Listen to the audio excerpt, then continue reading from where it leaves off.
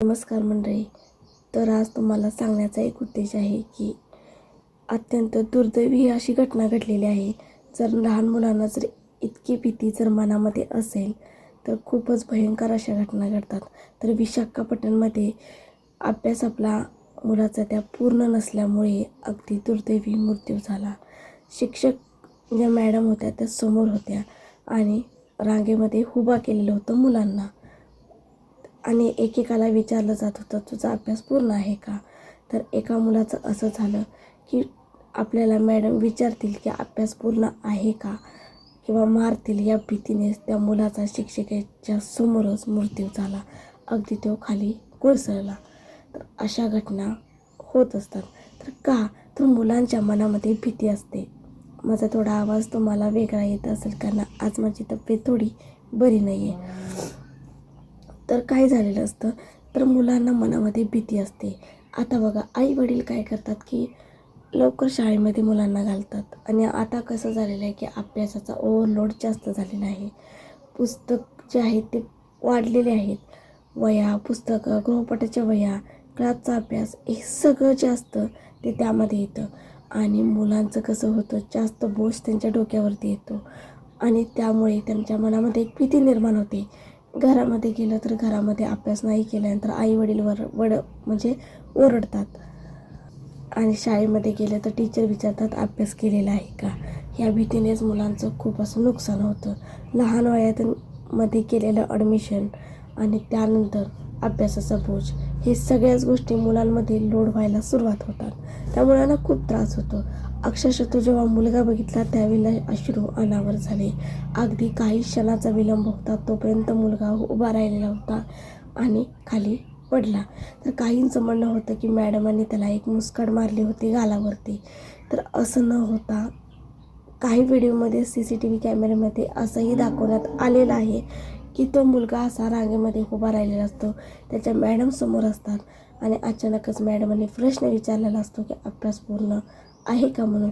त्याच क्षणाला मुलगा खाली पडतो आणि त्याचा जागीच मृत्यू होतो. तर या अशा घटना घडतात. त्यावेळेला बघितल्यानंतर अंगावरती काटा येतो. पण काहीजण काय करतात तर त्या व्हिडिओचा अगदी वेगळाच वापर केला जातो. तर काय केलं जातं, सोशल मीडियाच्या माध्यमातून तो जो व्हिडिओ आहे ते वेगळ्या दृष्टिकोनातून व्हायरल केला जातो. तर तुम्ही असं करू नका. काय आहे, काय घटना घडली आहे, काय तिथे घडलेलं आहे त्याआधी त्याची शहानिशा करा आणि त्यानंतरच जे असे व्हिडिओ आहेत ते व्हायरल करा. अगदीच मनाचे काही व्हिडिओ व्हायरल करू नका. कारण काय होतं, कारण असतं एक वेगळंच आणि दाखवलं जातं वेगळंच. अशा घटना तर प्रचंड अशा सोशल मीडियावरती घडत असतात. त्यामुळे सावधानचा इशारा. कारण काय आहे गोष्ट ती आधी शहानिशा करा. तो मुलगा अगदी समोर उभा राहिलेला दिसतोय. फक्त टीचरांनी त्याच्या हाताला धरलेलं असतं आणि त्याला विचारत असतात. त्यानंतरच तो मुलगा अगदी त्याच्यावरती अगदी तो तणाव आलेला दिसतोय आणि तो एकदम खाली पडलेला दिसतोय. कारण कसं असतं माहिती आहे का, सोशल मीडिया एक असं माध्यम आहे की एखादी गोष्ट जेव्हा आपण यूट्यूब किंवा इंस्टा किंवा फेसबुकवरती जेव्हा टाकतो त्यावेळेला प्रचंड गतीने ती व्हायरल होत असते. एकापासून दुसऱ्यापासून तिसऱ्यापर्यंत ते प्रचंड गतीने व्हायरल होत असते. पण कसं असतं, घटना घडलेली एक असते आणि दाखवलं एक जातं. असं करू नका. कुठल्याही गोष्टीचं बाजार मांडू नका. जी घटना सत्य आहे ते तुम्ही सांगू शकता सोशल मीडियावरती, पण जी घटना सत्यच नाही आहे त्याचा बाजार तुम्ही मांडू नका. कारण कसं होतं, तो मुलगा लहान आहे, लहान वयात घातलं जाऊ शकतं शाळेमध्ये.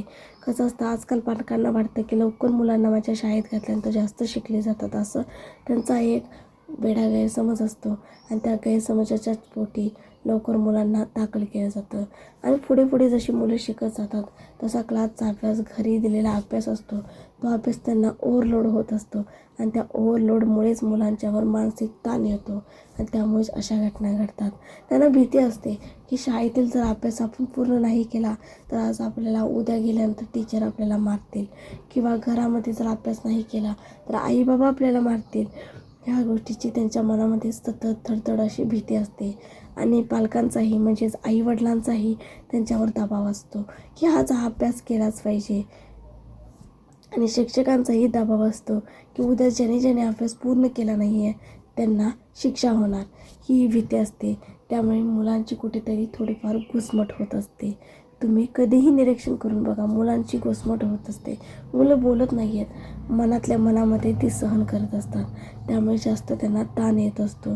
त्यामुळे असं काही होऊ नये आणि जी सत्य घटना आहे तीच तुम्ही सोशल मीडियावरती जास्तीत जास्त टाकण्याचा प्रयत्न करा. एवढंच मला या सोशल मीडियाच्या माध्यमातून सांगण्याचा प्रयत्न आहे.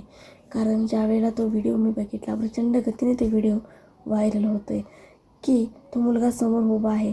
काही व्हिडिओमध्ये असंही दाखवलं आहे की मॅडमांनी गालावरती एक त्याला चापटही मारलेले आहे, हाताला धरलेला आहे त्याच्या.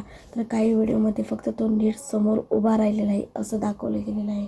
त्यामुळं कोणती गोष्ट खरी आहे याची शहानिशा करा आणि मगच व्हिडिओ जे आहे तो सोशल मीडियावरती टाका. कारण कोणाचा गैरसमज व्हायला नको. शिक्षकांवरती कोणताही थप्पा लागायला नको. कारण कसं होतं, दाखवलं एक केल्यामुळे शिक्षकांच्यावरती अगदी चुकीचा शब्द लागला जातो. तो लागता कामा नये. कारण जे असेल तेच तुम्ही सत्य मांडा.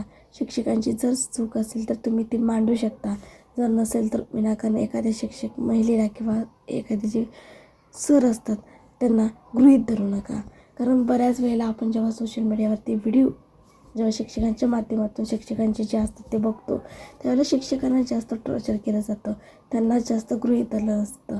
कारण का, तर तिथं आमची मुलं शिकतात. त्यामुळे त्यांची जबाबदारी होती ना, त्यांनी लक्ष द्यायला हवं होतं. त्यांनी का असं केलं असं म्हटलं जातं जास्तीत जास्त प्रमाणात. तर तसं करू नका. जर त्यांची खरीच चूक असेल तर त्यांना शिक्षाही झालीच पाहिजे. जर त्यांची खरीच चूक नसेल तर त्यांच्यावर अन्याय करू नका. एवढंच माझ्या ह्या सोशल मीडियाच्या माध्यमातून सगळ्यांना आव्हान आहे की तुम्ही जास्तीत जास्त तो व्हिडिओ बघा. आता इंस्टावरती वगैरे प्रचंड गतीने व्हायरल होतो आहे तो व्हिडिओ. यूट्यूबवरतीही आलेले आहेत व्हिडिओ ते. तर तो नीट शहानिशा करा त्या व्हिडिओची आणि मगच तुम्ही सोशल मीडियावरती व्हिडिओ टाका. तर कसा वाटला आजचा हा व्हिडिओ तुम्ही नक्की सांगा आणि तुमच्या काय प्रतिक्रिया असेल या व्हिडिओमागे नक्की कमेंटमध्ये सांगा. धन्यवाद.